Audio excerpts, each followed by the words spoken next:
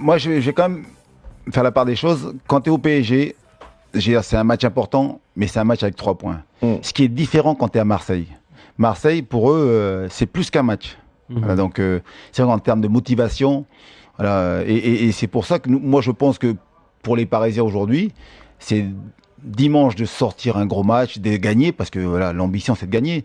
Mais après, ils passeront vite à autre chose, quoi. Je veux dire, il y a la Ligue des Champions. Toi, tu penses que ce sont plus les Marseillais qui attendent ce match avec impatience? Mais comme toujours, comme toujours. Les Marseillais qui veulent, les Marseillais, on va dire, dès le début de l'année, quand ils regardent le calendrier, ils regardent les PSG-OM, OM-PSG. Nous, à Paris, on s'en foutait complètement, quoi. Après, c'est vrai que quand l'actualité arrive, quand le match arrive, on se prépare.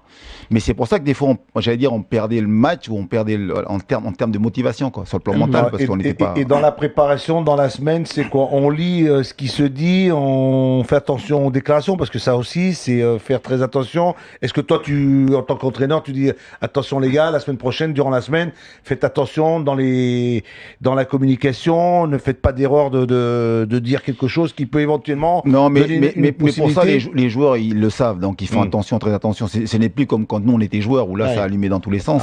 Ah ouais. Pendant une période c'était assez chaud. Voilà, il y avait moins de presse aussi. C'est ça. Aujourd'hui on fait très attention avec les réseaux sociaux, tout ça et tout, donc on fait attention à ne pas dire de conneries. Comment tu les as vécus, Antoine, toi, les matchs contre le Paris Saint-Germain? Il y en a eu au Parc où tu as gagné, tu as perdu. À Marseille, tu as perdu les 2 fois. Et puis surtout, tu as vécu les PSG Marseille version Paris Saint-Germain, je dirais classique. Et ensuite, avec le Paris Saint-Germain version Qatari. Mais pour moi, c'était pareil. C'était pareil parce que quand tu es entraîneur, c'est un match, mais c'est 3 points en jeu, quoi. C'est un match de championnat, tout simplement. Et c'est vrai que par contre, on a envie parce que l'impact médiatique est plus important, plus fort. On a envie de faire plaisir à nos supporters parce que voilà, pour eux, c'est un match important. Mais pour nous, en tout cas, quand on était au PSG, moi, joueur et entraîneur, c'était un match qu'on voulait gagner pour faire plaisir à nos supporters, à nos familles, tout ça et tout.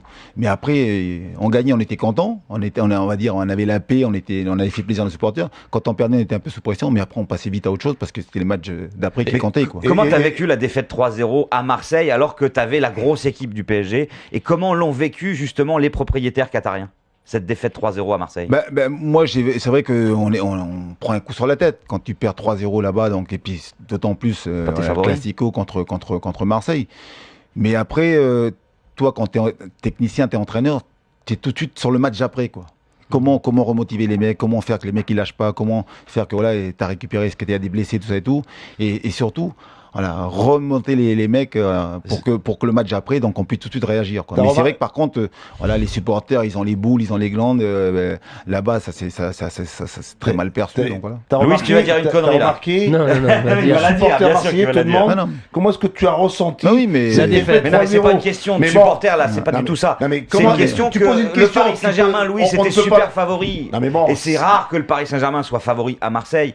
Et tout le monde avait été super surpris de votre défaite 3-0. Oui, mais après, on passe à autre chose. Mais nous, l'avantage, c'est ça, c'est que c'est un match. Voilà, on est déçu parce que sur le plan de l'impact, c'est dur, c'est chiant, ça fait mal. Mais après, tout de suite, tu te projettes sur le match après, quoi. Ce qui n'est pas le cas à Marseille. Tu vas prendre Marseille quand ils sont venus ici, puis ils ont pris 2-1. Là, on a perdu. Ils ont perdu. Et j'avais le sentiment que là-bas, il y avait la crise, quoi. C'était la guerre.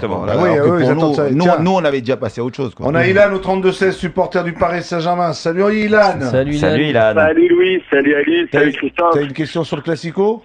Salut Casque d'Or. Salut. Déjà, je voulais dire Antoine, je voulais te remercier pour toutes les émotions que tu nous as procurées. Merci. Parce qu'aujourd'hui, chaque supporter parisien, tu leur demandes quel match te reste en mémoire, c'est PSG Real. Ok, merci. Voilà. Ensuite, une question sur le Classico. On a vu un peu comment ça s'est passé à Sochaux avec, on va dire, une petite équipe remaniée. Est-ce qu'aujourd'hui, je pense que Carlo Ancelotti va mettre une équipe remaniée aussi mercredi soir pour la Coupe de la Ligue, Coupe de France, pardon. Est-ce que tu sens quand même le PSG capable de s'imposer dans ce deuxième choc? Parce que c'est vrai que l'écart s'est réduit de 5 points.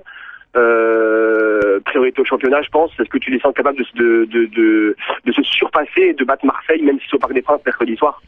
Moi, j'allais dire, la meilleure chose qui soit arrivée au PSG, c'est d'avoir perdu à Sochaux. Voilà. Toi, tu penses que c'est moi, je l'aurais vécu en tant que joueur. On s'est pris une bonne claque, on s'est fait bouger dans tous les sens. Là, l'entraîneur, il n'a pas besoin de parler. Là. Je peux te dire, là, le match qu'on va jouer, je vais dire oui, parce qu'on est des Parisiens, contre Marseille. Là, moi, je dis Marseille, ils sont inquiets. Voilà. Ils auraient préféré que PSG gagne à Sochaux pour qu'ils aient le melon, la grosse tête, et puis qu'ils restent sur une série de combien 14 matchs, voilà, 14 matchs sans défaite.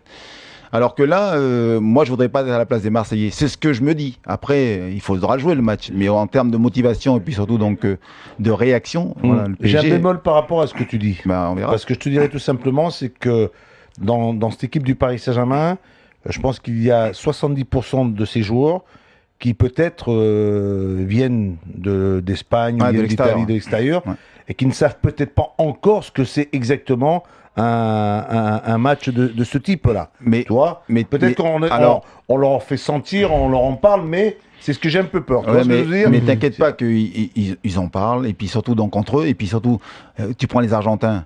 Et eux, les classicos entre Boca River, tout ça et tout. Les Italiens, regarde, Ibrahimovic, il est passé à l'Inter Milan, tout ça et tout, donc ils connaissent. Donc ils savent qu'en termes d'abord donc d'impact, médiatique, c'est énorme. Mais et surtout, c'est quand même le premier contre le troisième. S'il veut donc creuser l'écart avec Lyon, avec Marseille, ça passe par une victoire. Je te rejoins parce que je pense que la défaite de Sochaux, celle-là, je crois qu'ils doivent certainement elle va faire du bien.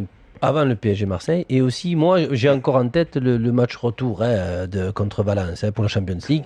Ça va les remettre en marche, je veux dire, et tout le groupe, pas spécialement ceux qui jouent et ceux qui ne jouent pas.